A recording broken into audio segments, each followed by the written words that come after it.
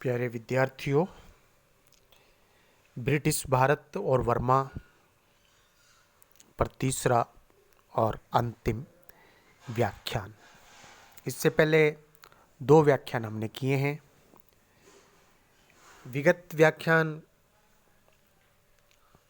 में हमने यह किया था कि 24 फरवरी 1826 में यान्दबू की संधि हुई दोनों पक्षों के बीच में। उससे पहले आप जानते हैं कि जो उनका सेनापति था बांदुला, जिसने काफ़ी लंबा संघर्ष किया, उसकी गोली लगने से मृत्यु हो गई और उसके बाद में बर्मा सैनिकों ने आत्मसमर्पण कर दिया और निचले बर्मा की राजधानी प्रोम पर अंग्रेज़ों का अधिकार हो गया। और हालांकि 1825 में फिर लड़ाई शुरू हुई, लेकिन बर्मा की स्थिति लगातार खराब होती चली गई और अंततः दोनों पक्षों के बीच में 24 फरवरी 1826 को एक संधि हुई। लेकिन ये दोनों पक्षों के बीच में संधि हुई, इसमें हर्जाना भरने की बात भी थी। अंग्रेज़ रेजिडेंट आवा में रहेगा, वर्मा का जो राजदूत है वो कलकत्ता में जाएगा। ऐसे बर्मियों ने अराकान और तेनसरीम पर से अपना अधिकार छोड़ दिया। ऐसे ये संधि की 5 धाराएं हुई थी। लेकिन बर्मा का नया शासक, जिसका नाम था थारावादी, वो यान्दबू की संधि को स्वीकार करने के लिए तैयार नहीं था, क्योंकि बर्मा संविधान के अनुसार जब भी कोई नया राजा बनेगा तो यह उसकी इच्छा पर निर्भर रहेगा कि वो पहले की किसी संधि का पालन करता है या उससे इनकार करता है। तो ये दूसरा, आवा के दरबार में अंग्रेज रेजिडेंट्स के साथ में अपमानजनक व्यवहार होता रहा, इसलिए अंग्रेजों ने अपने रेजिडेंट वापस बुला लिए। तो दोनों पक्षों के बीच में स्थिति बिगड़ती चली गई। थारावादी के बाद में उसका पुत्र पगन वो नया राजा बना और उसके राजा बनने के बाद में नई चीज़ें घटित हुई। अंग्रेज़ों ने पुनः युद्ध की तैयारी शुरू कर दी एक प्रकार से, क्योंकि लॉर्ड डलहौजी ने जो अपना गश्ती जहाज है वो बर्मा की तरफ भेज दिया और बर्मा के शासक ने युद्ध से बचने के लिए रंगून में जो पुराना जो गवर्नर था उसको हटा करके दूसरा अधिकारी वहाँ पे नियुक्त किया। लैम्बर्ट जो कि अंग्रेज था ने नए गवर्नर के पास अपने कुछ अधिकारियों का एक मंडल भेजा। लैम्बर्ट जो कि एक अंग्रेज जो बड़ा अधिकारी था, उसने अपने सबऑर्डिनेट्स को भेजा। गवर्नर ने वहाँ का जो गवर्नर जिससे बातचीत करने के लिए भेजा, उसने उस प्रतिनिधि मंडल से मिलना उचित नहीं समझा और बहाना बना दिया। लैम्बर्ट जो अंग्रेज था वो शायद बर्मा के शिष्टाचार से परिचित भी नहीं था, क्योंकि बर्मा का शिष्टाचार कहता था कि लैम्बर्ट जो कि वहाँ पे गवर्नर है वो खुद चल कर के आए बर्मा का जो वहाँ पर गवर्नर है उससे मिलने के लिए, यानी समकक्ष से मिलना वो पसंद करता है। बर्मा का कोई अधिकारी है या राजा है, छोटे से नहीं। वैसे भी अंग्रेज़ों को चाहिए था कि प्रथम बर्मा युद्ध के पश्चात ही संधि में यह शर्त भी रखवा लेते कि राजा या बर्मा के प्रमुख अधिकारी को मिलने के लिए उन्हें बर्मा की परंपराओं को नहीं अपनाना पड़ेगा, जिसे ब्रिटिश अपमानजनक समझते थे। तो ब्रिटिशर्स यदि उस संधि में एक लाइन जुड़वा लेते कि भाई आपकी परंपराएं हमें सूट नहीं करती, इसलिए हम इनका पालन नहीं करेंगे, तो उस समय अंग्रेज ये बात मनवा सकते थे। अब जो लैम्बर्ट है उसने अपना अपमान समझा और रंगून के बंदरगाह की नाकेबंदी की घोषणा कर दी और जो बर्मा का राजसी पोत था, उनका जो जहाज था, उसको रोक लिया। इस पर बर्मी जो तोपची थे उन्होंने ब्रिटिश रणतोप पर गोली चलाई, जिसका जवाब गोली से दिया गया। दूत के साथ बर्मियों के इस व्यवहार से अप्रसन्न गवर्नर जनरल ने आवा के शासक को अंतिम चेतावनी दी कि या तो 1,00,000 पाउंड का जुर्माना दे, अन्यथा युद्ध के लिए तैयार हो जाए। तो अंग्रेजों ने युद्ध की धमकी दे दी। डलहौजी ने लैम्बर्ट के उतावलेपन की निंदा की, किंतु उसके कदम को अमान्य भी नहीं ठहराया, बल्कि स्वयं अपने निरीक्षण में उसने पूरी सख्ती से युद्ध की तैयारी शुरू कर दी। जब चेतावनी का कोई उत्तर नहीं मिला तो ब्रिटिश सेना रंगून पहुंच गई। जनरल गॉडविन प्रथम युद्ध का अनुभवी सैनिक, यूं कहें कि सेनापति, इसका नेतृत्व कर रहा था और मर्तबान पर शीघ्र ही अधिकार कर लिया गया। रंगून और पैगोडा, उसके बाद इरावदी डेल्टा के उत्तरी पश्चिमी कोनों पर स्थित नदी घाटी पर भी अधिकार कर लिया गया। डलहौजी स्वयं भी रंगून गया और इसके बाद प्रोम और पेगू पर अधिकार कर लिया। डलहौजी ने ऊपरी बर्मा की ओर बढ़ना उचित नहीं समझा। उसके विचार में आवा अभियान सरल न था और न ही लाभप्रद था। ब्रिटिश सेना की रसद और परिवहन व्यवस्था भी ढीली पड़ गई थी। आवा के शासक से की गई संधि मूल्यहीन थी, क्योंकि वह वचन पालक नहीं समझे जाते थे। डलहौजी ने यह शर्त रखी कि बर्मी शासक औपचारिक संधि द्वारा निचले भाग पर अंग्रेजों की विजय को स्वीकार कर ले। उस ओर से उत्तर न मिलने पर उसने स्वयं घोषणा द्वारा पेगू का ब्रिटिश साम्राज्य में विलय कर लिया। जब बर्मा की तरफ से कोई उत्तर नहीं मिला तो विलय कर लिया।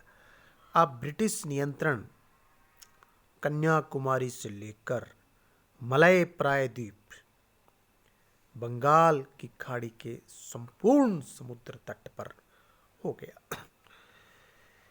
द्वितीय बर्मा युद्ध अंग्रेजों की क्रमिक विस्तार नीति का सजीव उदाहरण माना जा सकता है। डलहौजी की साम्राज्यवादी नीति की निंदा अवश्य हुई, किंतु उसके विरोध में कोई विशेष लोकमत प्रदर्शित नहीं हुआ। कलकत्ता तथा इंग्लैंड में अलग अलग विचार थे। यदि कलकत्ता में अंग्रेज अधिकारी क्षतिपूर्ति की मांग को कमजोर नीति समझा गया, तो इंग्लैंड में इस युद्ध को अनावश्यक समझा गया। प्रधानमंत्री लॉर्ड एवरडीन ने तो इस युद्ध के उत्तरदायित्व से ही नहीं, अपितु बर्मा की समस्या से भी अपनी और अपने मंत्रिमंडल की अनभिज्ञता प्रकट कर दी। लिबरल कॉब्डन ने प्रत्येक विलय और विस्तार को गंभीर बुराई बताया। अखबार टाइम्स ने लिखा कि एशिया में अपनी महानता बनाए रखने के लिए इंग्लैंड को विस्तार की आवश्यकता नहीं है और उसकी महानता इस प्रकार के अपमान को सहन करने की क्षमता रखती है। एलन ने भी कहा कि इस प्रकार के अपमान का फैसला शांतिपूर्वक भी हो सकता है। केवल डिज़रायली इस विस्तार के पक्ष में था। तो वहाँ मिलीजुली प्रतिक्रियाएं हो रही थीं। डलहौजी की विस्तारवादी नीति की आलोचना इंग्लैंड के राजनीतिज्ञों ने की, किंतु विजित प्रदेश लौटाने की सलाह किसी ने नहीं दी। बर्मियों ने भी पेंगू विलय को औपचारिक रूप से कभी मान्यता नहीं दी, किंतु इसको अमान्य ठहराने के लिए शस्त्र भी नहीं उठाए। अब जो अंग्रेज अधिकारी था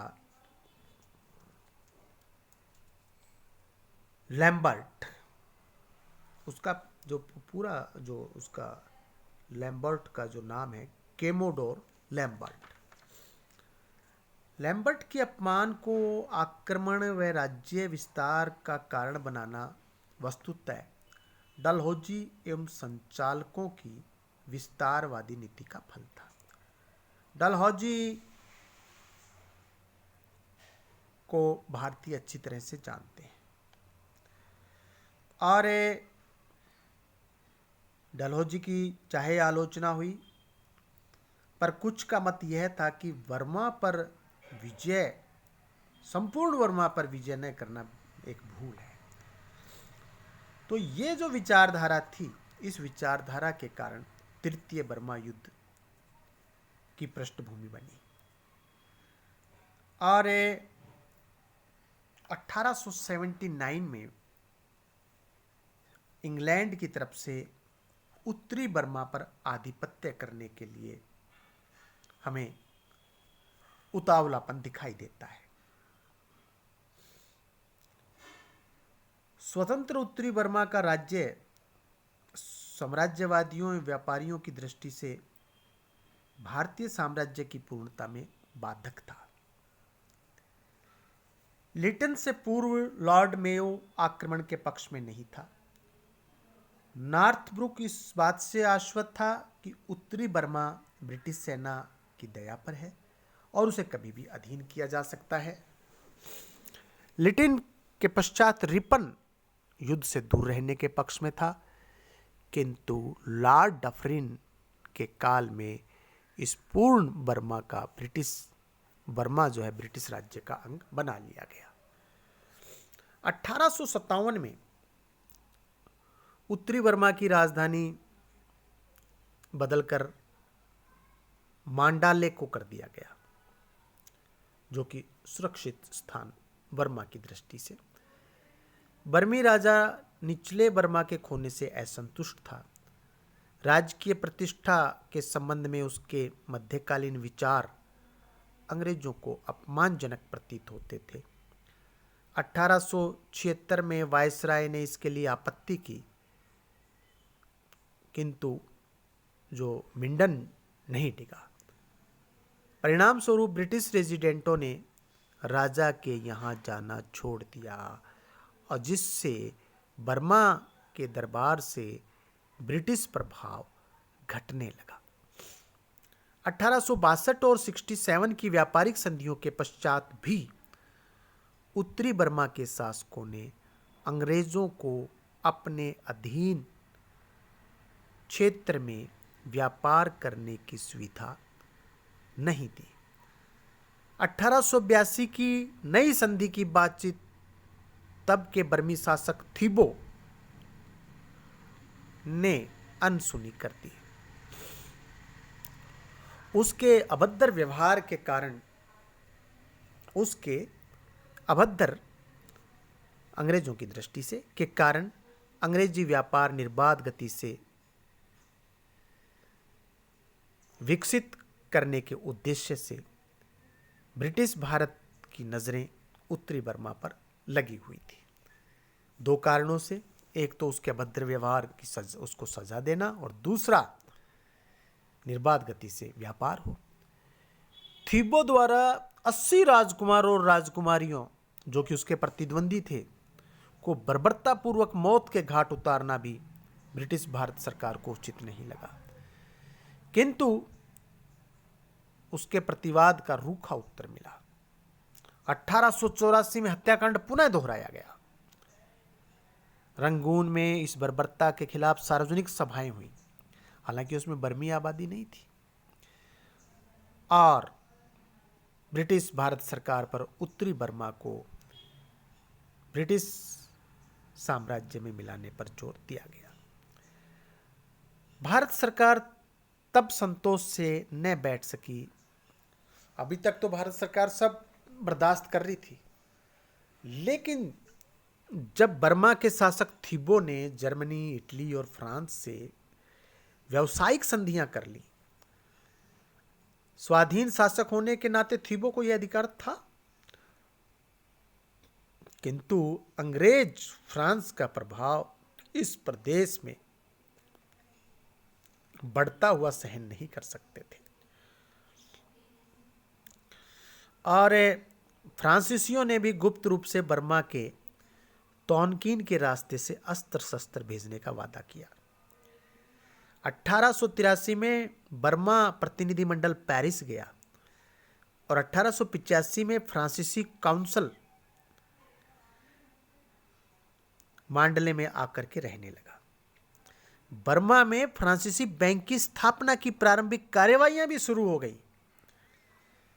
अंग्रेज अब इस प्रभाव का अंत करने का कारण ढूंढने लगे। फ्रांसीसी सरकार के काउंसिल को अपना प्रतिनिधि न स्वीकार करने पर भी उन्हें संतोष नहीं मिला। हालांकि फ्रांस ने थोड़ा इस बात को छुपाने की कोशिश की। उत्तरी बर्मा में हस्तक्षेप का कारण भी उन्हें अंग्रेजों को जल्दी मिल गया। एक वाकया हुआ कि बॉम्बे बर्मा ट्रेडिंग कॉरपोरेशन के क्रियाकलापों से अप्रसन्न होकर बर्मा के शासक थीबो ने उन पर भारी जुर्माना लगा दिया। कंपनी ने भारत सरकार पर दबाव डाला तथा लॉर्ड डैफरिन ने आवा के शासक से आग्रह किया थीबो से कि वह इस मामले की पुनः जांच करें, किंतु राजा ने इसे नहीं माना। तो वायसराय ने चेतावनी दी कि यदि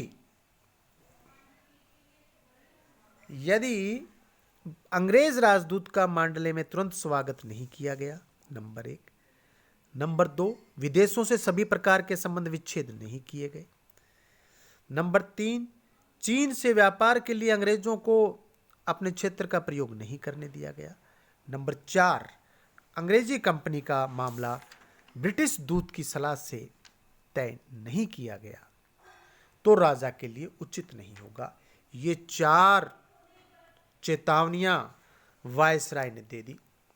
पुनः दोहरा रहा हूं, अंग्रेजी राजदूत का मांडले में तुरंत स्वागत नहीं किया गया। पहली, विदेशों से सभी प्रकार के संबंध विच्छेद नहीं किए गए। विदेश से कौन कौन से थे वहाँ पे आप जानते हैं कि वो जो जर्मनी है, इटली है, फ्रांस के साथ में जो चल रहा था, ये 2। तीसरा, चीन के साथ अंग्रेज जो व्यापार कर रहे हैं उसके लिए बर्मा अपने क्षेत्र का प्रयोग करने देगा, नहीं देगा तो गलत होगा।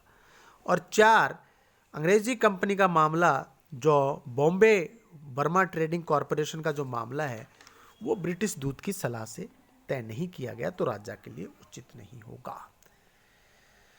बर्मी सेना ने शर्तों में कुछ संशोधन करना चाहा।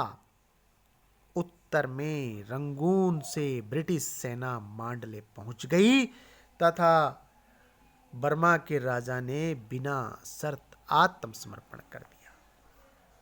1 जनवरी 1886 को बर्मा का अंग्रेजी साम्राज्य में विलय हो गया। अंग्रेजी साम्राज्य में 1 जनवरी 1886 विलय हो गया। साम्राज्यवादी ये जो विस्तार है इसके मूल में 2 कारण थे। एक तो अफगानिस्तान की तरह बर्मा में भी दूसरी शक्ति फ्रांस अंग्रेजी साम्राज्य के सीमावर्ती देश में राजनीतिक प्रभाव बढ़ा रहा था। ऐसा ही अफगानिस्तान के मामले में कि उधर से इंग्लैंड को लग रहा था कि फ्रांस का दखल बढ़ रहा है और वहाँ पे एक रूस का भी था। अब यहाँ इनको लग रहा है कि ये फ्रांस और यहाँ पे अपना प्रभाव बढ़ा रहा है, जो अंग्रेज़ों के लिए नुकसानदायक हो सकता है। फ्रांस और इंग्लैंड यूरोप में बड़े पुराने प्रतिद्वंदी, दोनों एक दूसरे के पड़ोसी भी और प्रतिद्वंदी भी, उस समय की दोनों साम्राज्यिक शक्तियाँ भी। तो ये था। दूसरा, शासकों को यह आशा थी कि प्रतिद्वंदी यूरोपीय शक्ति से सहायता लेकर अंग्रेजों का विरोध किया जा सकता है। राजनीतिक प्रभाव बढ़ रहा है, लेकिन यहीं तक नहीं है, अब उसकी सहायता से अंग्रेजों का विरोध हो सकता है। बर्मा से निकाल लेंगे, फिर भारत के दूसरे हिस्सों से निकाल लेंगे। तो इस कारण से अंग्रेजों ने बर्मा को वहाँ पर जो उनका उस समय जो उत्तरी बर्मा में जो उनका केंद्र था मांडले, वहाँ पर कूच किया और राजा ने आत्मसमर्पण कर दिया और 1 जनवरी 1886 को विलय हो गया। यह स्थिति लगभग 1935 तक बनी रही। 1935 में अंग्रेजों ने बर्मा को भारत से अलग देश कर दिया और अपना एक अलग डोमिनियन, अपना एक अलग उपनिवेश उसको अपना उन्होंने बना लिया। फिर बाद में बर्मा के लोगों ने अपनी आज़ादी के प्रयास किए और 1948 में अंग्रेजों ने बर्मा को छोड़ा। जब बर्मा के लोगों ने अपना स्वतंत्रता आंदोलन चलाया, जैसे भारत में चला, भारत में उन्होंने 1947 में छोड़ा अंग्रेजों ने भारत को, और अंग्रेजों ने बर्मा को 1948 में छोड़ा। तो इस प्रकार ब्रिटिश भारत, ब्रिटिश इंडिया के ये बर्मा के साथ संबंध, 3 युद्ध हुए और अंततः पूरी तरह बर्मा पर अंग्रेजों ने अपना अधिकार कर लिया। बर्मा कभी दक्षिणी पूर्वी एशिया का एक बड़ा समृद्ध देश हुआ करता था, जो चावल का बहुत बड़ा प्रोडक्शन था, बहुत प्रकार की लकड़ियाँ और दूसरी चीज़ें होती थी।